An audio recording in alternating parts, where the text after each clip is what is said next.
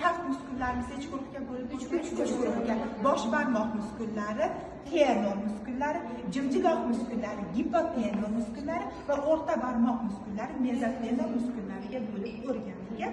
Bosh barmoqning birinchi muskuli bosh barmoqni mana uzoqlashtiruvchi kalta muskul, musculus abductor pollicis brevis, mana bosh barmoqni uzoqlashtiruvchi kalta muskul.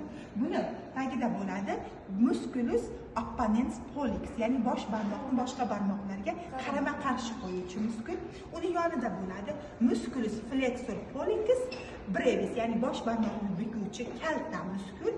Ular olib tashlanganimizdan keyin mana oxirgi muskulimiz musculus abductor pollicis, ya'ni bosh barmoqni yaqinlashtiruvchi muskul.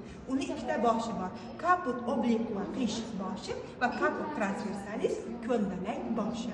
Mana tushundiga bosh barmoqning muskullariga. Endi qaranglar, jimjiloq muskullariga o'tamiz. Jimjiloqning birinchi muskuli musculus abductor digiti minimi brevis, ya'ni jimjiloqni uzoqlashtiruvchi kalta muskul. Ikkinchisi musculus flexor digiti minimi, jimjiloqni bukuvchi kalta muskul. Buni tagida bo'ladi musculus opponens, ya'ni jimjiloqni boshqa barmoqlarimizga qarama-qarshi qo'yuvchi muskul. Mana bu tarafda ham mana bu yerda turganida nimani? Bosh barmoqni opponensi, ikkalasi bir-biriga nima qilar ekan? Qarama-qarshi holatda turar ekan. Va o'rta barmoq muskullarimiz mezotenor esa chuvachaysimon muskul, musculus lumbricalis, musculus lumbricalis, orqa dorsal yuzasida esa suyaklar orasidagi musculus interosseus bo'lar ekan. Tushunarlimi?